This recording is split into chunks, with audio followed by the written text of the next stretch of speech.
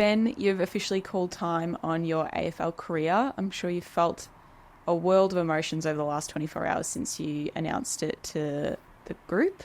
When you came to that decision, what were those first initial emotions? I'm sure it was a very bittersweet.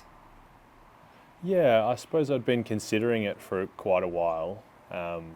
Obviously, my knee hasn't been ideal over the last couple of years. I certainly wish that that particular part of me had been able to keep going, because I feel like a lot of me, or the whole rest of me really, feels like I still want to. So in some ways it made it easier, in some ways it made it more difficult. But when I did come to that decision, I did feel really at peace with it, and I have felt that way the whole way along since I made that call. There are definitely parts of it, the whole journey, that I'm going to miss, and parts of being a footy player and getting the opportunity to come in and do that every day that I will certainly miss. But I certainly feel like I've put everything that I could into this career and got everything out of football that I could, and hopefully put something back into the world of footy as well. You absolutely did. I'm sure there's lots of reflections in this time. Do you reflect on how far you've come from that boy from Tassie all those years ago? Absolutely. Yeah, I feel very fortunate about the path that I've taken, and it probably wasn't a traditional path. I was sort of growing up as a young kid. I loved sport, loved footy, but I never thought that I would get the opportunity to be a professional athlete. That was just so far out of the realms of possibility growing up. But I really loved it, and it was a dream to do it. But it probably wasn't until I was 17 and I was playing for the Tassie Mariners in the under-18s and kicked a couple of goals in a couple of games, and then I feel like I felt like I was close, and that was probably just the little spark I needed to keep me going. And it ended up being, over the next 4 years, I did my ACL in my draft year, and then missed out on 3 drafts, but I sort of had that fire burning that had sort of been ignited those 4 years earlier. So I had to go and chase it and not leave any stone unturned. So I was really fortunate that Mark Stone from the Werribee Footy Club came over to Tassie, and 2 years in a row actually, and had a coffee with me and convinced me to come over to play with Werribee Footy Club, and that decision proved to be really fruitful in the end.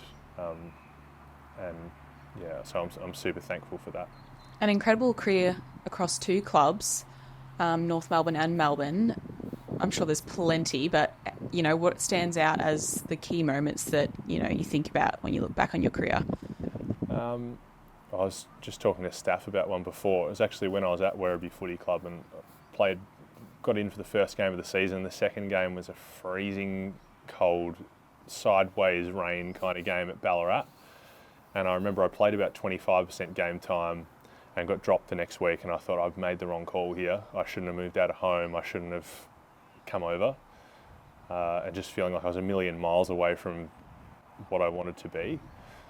But I think that was kind of one moment that sort of built some resilience. I had to go back and work hard at my game, and got back into the team and had a pretty good end to the year. And I probably had a few of those moments over the journey, even at North Melbourne. I was really fortunate to come in when I did at North, and to have a coach in Brad Scott who really backed me in and the way that I played, and gave me a whole lot of confidence to play that way. And I was fortunate there was a spot for me in that team when I did come in, and I was able to sort of wrangle that spot down and keep it. And then, had some really great years at North Melbourne that I am incredibly thankful for. I'm incredibly thankful to the North Melbourne Footy Club for giving me the opportunity to have those years. Had some trials in the 2020 year with COVID and going up to the hubs. Definitely wasn't an easy year for me and also for my family at that point. Left North Melbourne at the end of that year. And I feel like that year as well was another point where I needed to sort of build myself back up again. Even the 2021 year, which ended up in the premiership, obviously, which is a moment that I'll never forget. But I started that year injured, came to the team for a few games, got dropped for about 2 months I spent in the VFL, and then came back in the back end of the year and felt like I was really able to contribute to what we did to end up having that flag tilt. So for me, that is one of my proudest moments, is probably that realisation in the VFL that I just needed to put my head down, work hard and build my self-belief back. And the fact that I was able to do that is a really proud moment for me. Even, obviously winning the flag was a proud moment, but I think it was everything in the lead up to that I'm super proud of. Footy clubs are pretty special places, and I feel like you just touched on it. Really, can build a person into, someone who's really resilient. What do you think will be something that you really miss that maybe people don't expect? Good question. I will miss the access to doctors and medical staff. That's so true. That is close to number one on the list when you're sick, or even when one of your kids is sick. Like we're so fortunate, and I was at North Melbourne as well. We've some amazing medical staff at the footy club, and you can come in if your kids are sick and ask what's wrong with them, and it's a little bit of a workaround the GP system, which I think we'll definitely miss that as a family. Yeah, that's probably an unusual one. Yeah, I like it though. And then generic, usual ones that people would expect. What are you going to miss most?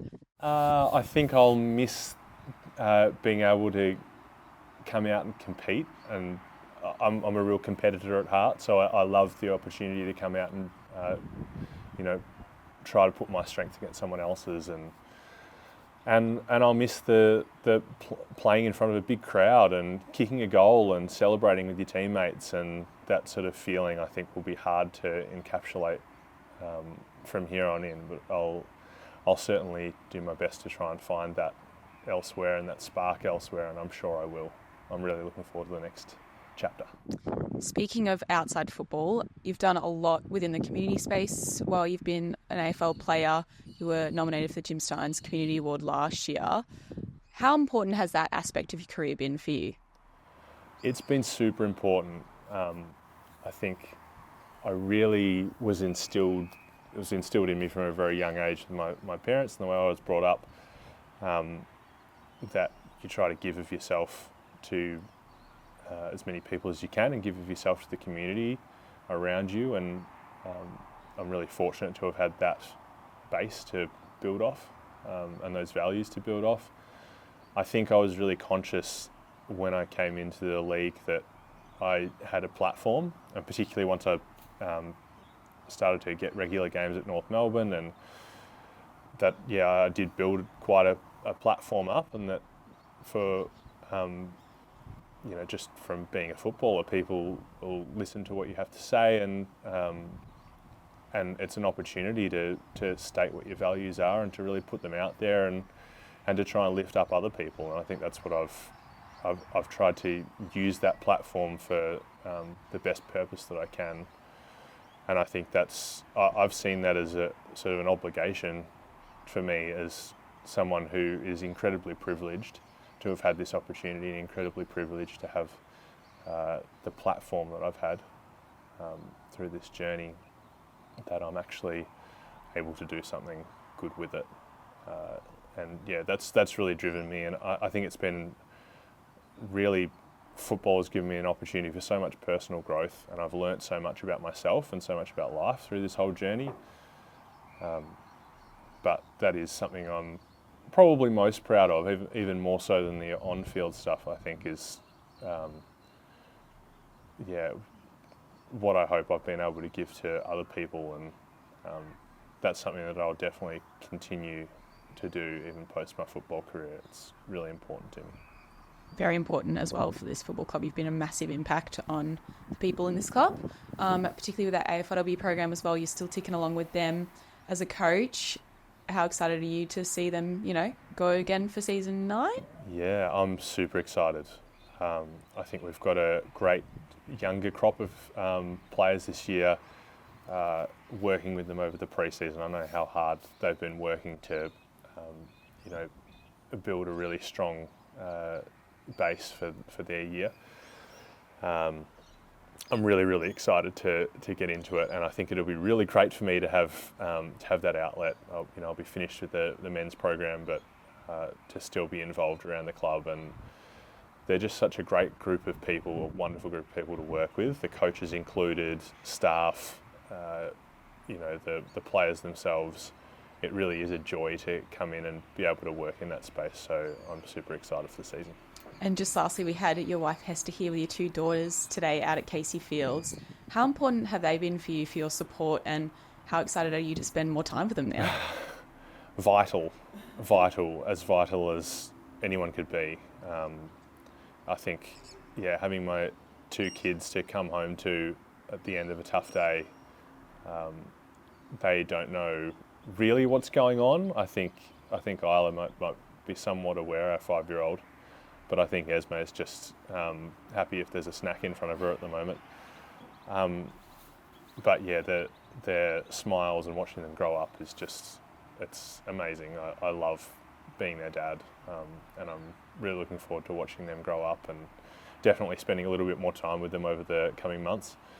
And yeah, Hess has been everything.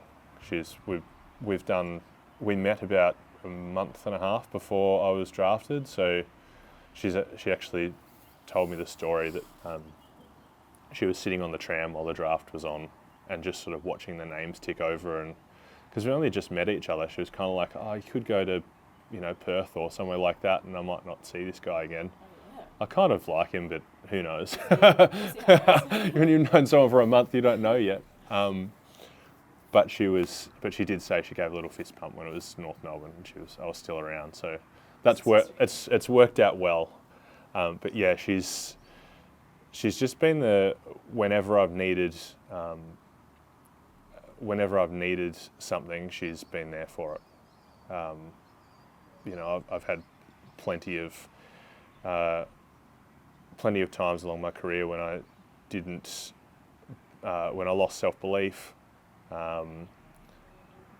Like she was there with a shoulder to cry on after games early in my career, when I'd have a bad game and I would literally be in tears in the car after the game, and she'd be there for me.